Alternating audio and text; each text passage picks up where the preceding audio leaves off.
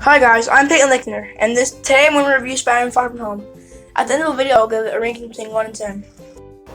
Spider-Man Far From Home takes place 8 months after Endgame in the MCU universe, and it's basically Spider-Man or Peter Parker goes on a class trip with his friends.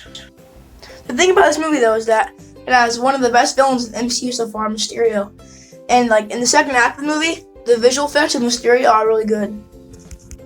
The villain Mysterio is basically used to be an employee for Tony Stark. He had the glasses called Edith. Spider-Man gets them. Tony Stark lends Spider-Man, but Mysterio didn't think that Spider-Man should have them. So then he got fired from Tony Stark because he named his life creation Barf. So him and a bunch of other employees that Stark fired in the past, like there's that guy from Iron Man 1, and there's also a few other employees. And apparently Mysterio had a cameo in Civil War in 2016. And so he gets all those employees together, and they make this mastermind plan to get the glasses from Spider-Man. And so what they're doing is they're using drones, and they're using projectors to make look like there's a big threat, and they're putting Mysterio, making him look like a good guy. But really they're causing lots of death because the drones actually do damage, but really the visions are just projectors. And from the trailers, it might look like there's elementals, or some of you might have thought that there's Sandman, Multiman, Hydra Man. They weren't really there. There's those effects from Mysterio and the drones. And so really, also, Nick Fury also thought Mysterio.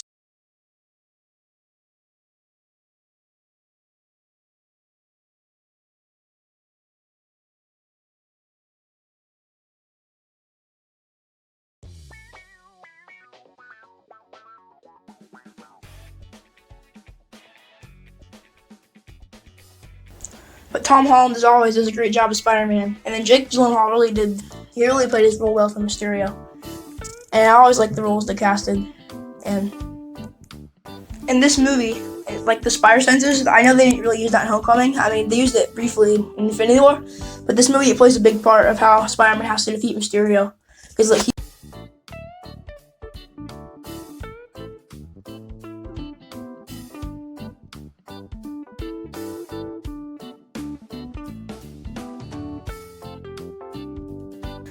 and this movie might be might have most jokes in the MCU so far, because the whole.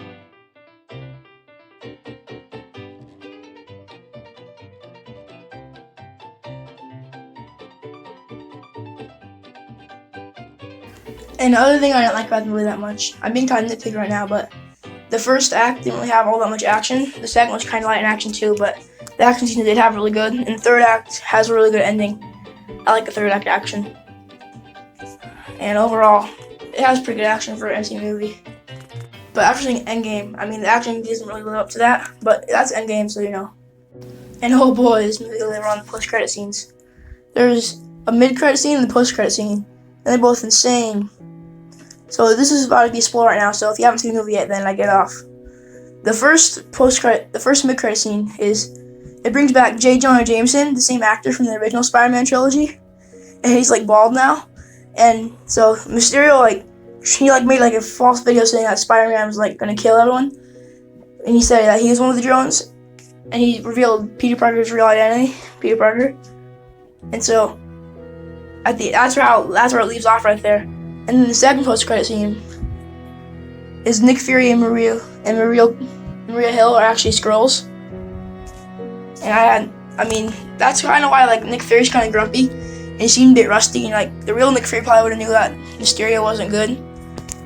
So that's kind of why they're off their game in this movie. And it turns out the real Nick Fury is actually in a spacecraft somewhere in space. And I don't know where it was. I mean, it might have something to do with Captain Marvel, because the Skrull Nick Fury said that don't reveal Captain Marvel's name. So maybe Captain Marvel's gone off the grid or something. I don't know. And this movie also did a really good job explaining the blip and what happened afterwards, how everyone aged 5 years who didn't get snapped away, and everyone who didn't age at all. So right after the bat, it explained that at the very beginning of the movie. But one thing that they caught was kind of lazy. Nick Fury, how they explained his mastermind plan. He literally told it out, he was talking to the audience about his mastermind plan. So that was kind of lazy. But overall, this movie is pretty good. And for the MCU, it was another really solid movie. And so my final ranking for this movie, I'll give it a 9 out of 10, A-. And thank you for watching. Leave a comment below what movies I should do next. and like and subscribe. Thanks for watching and turn on that notification bell. Bye.